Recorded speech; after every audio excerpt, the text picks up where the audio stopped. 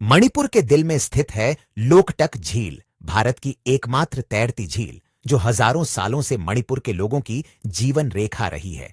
झील में तैरते फुमदी, घास के टुकड़े जैसे जीवित द्वीप सूर्य की रोशनी में तैरते रहते हैं। पर लोकटक केवल सौंदर्य का स्थान नहीं, वह रहस्य और भय की भी जननी है। झील की गहराइयों में रहता है पौभिलाई, एक विशालकाय सर्प जिसकी आंखें चंद्रमा की रोशनी में सोने की तरह चमकती थीं।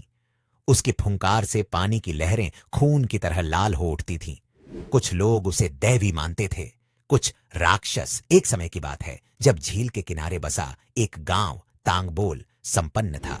मछुआरे दिन भर झील से मछलियां पकड़ते, स्त्रियां जल से कमल चुनती और बच्चे फुमदियों पर दौड़ते। लेकिन एक दिन एक भीषण तूफान उठा। आकाश में काले बादल गरजे और झील के बीचों बीच पानी भयंकर रूप से उबलने लगा। मछुआरों की नौकाएं डूबने लगीं। गांव की सबसे बुजुर्ग महिला मां हेमा कांपती आवाज में बोली, पौभी लाई क्रोधित हो गया है, ऑफरिंग्स बंद हो गई हैं। हमने उसकी भूख को अनदेखा किया।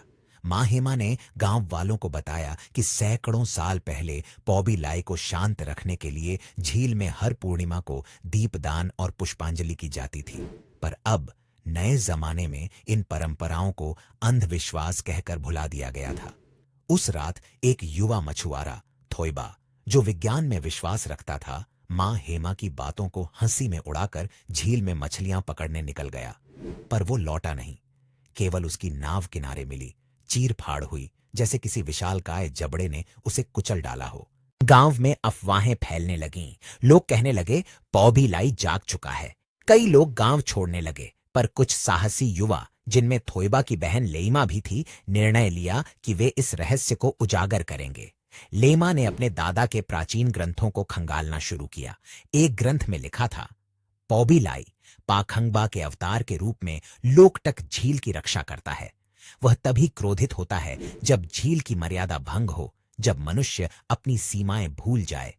लेमा को पता चला कि कुछ बड़े व्यापारी झील के अंदरूनी क्षेत्रों में अवैध खुदाई कर रहे हैं, जिससे फुमदियां नष्ट हो रही हैं। वे रेयर मिनरल निकाल रहे थे, जिसके लिए उन्होंने पौभी लाई के विश्राम स्थल को भी खोद डाला था। झील की आत्मा को चोट पहुंची थी और पौभी लाई जाग चुका था।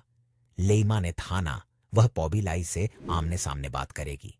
पूर्णिमा की रात वह अकेली एक दिया और ताजे कमल पुष्प लेकर झील के सबसे गहरे स्थान तक पहुंची। हवा थम गई, पानी स्थिर हो गया और तभी जल फट पड़ा। एक विशाल सर्पाकार आकृति, जिसकी लंबाई किसी महल से भी बड़ी थी, सतह पर उभरी। उसकी आंखें ज्वाला सी जल रही थीं। मनुष्य, फिर तुमने मुझे नींद से जगाया है? क्या तुम भी विनाश चाहती हो? उसकी आवाज गगनभेदी थी। लेइमा ने साहस जुटाकर कहा, हे पौभी लाई, हम क्षमा प्रार्थी हैं। हमने अपने अज्ञान में तुम्हारे घर को क्षति पहुंचाई, लेकिन कृपया हमारे गांव को बचा लो। पौभी लाई ने गहरी सांस ली, जिससे पूरा झील हिल गया। अगर तुम झील की रक्षा का वचन दो, तो मैं तुम्हें एक और अवसर दूंगा। पर तभी व्यापारी, जो झील के खजानों को हथियाना चाहते थे, अपनी मशीनों और नावों के साथ आ पहुंचे। वे पौभी लाई को एक पुरानी कहानी मानते थे, लेकिन उनकी मशीनें जैसे ही झील में घुसीं, पौभी लाई ने आकाश की ओर लंबी दहाड़ की। पानी उबलने लगा, फुमदियां नाचने लगीं और बिजली गिरी। एक एक करके सारी मशीनें डूब गईं। व्यापारी डर के मारे भागे, कुछ फिर कभी लौटे ही नहीं। लेइमा ने सबके सामने घोषणा की, यह झील केवल मनुष्यों की नहीं, यह प्रकृति और देवता की धरोहर है। गांव में एक बार फिर दीपदान की परंपरा शुरू हुई। हर पूर्णिमा को झील के किनारे एक बड़ा दिया जलाया जाता और लोग कमल अर्पित करते। थोइबा की नाव को एक स्मृति स्थल बना दिया गया। उसकी शहादत ने सबको सिखाया कि प्रकृति के क्रोध से बड़ा कोई विज्ञान नहीं। लेइमा अब झील की संरक्षक बन गई थी। पौभी लाई कभी दिखा नहीं, पर कभी कभी पूर्णिमा की रातों में झील की सतह से एक हल्का कंपन और दूर से दो सुनहरी आंखें झलकतीं, जैसे वह अब भी सब कुछ देख रहा हो। पौभी लाई केवल एक नाग नहीं, एक चेतावनी है। जब तक मनुष्य प्रकृति का सम्मान करता है, वह शांत रहता है, पर जब लालच सीमा पार करता है, वह जागता है।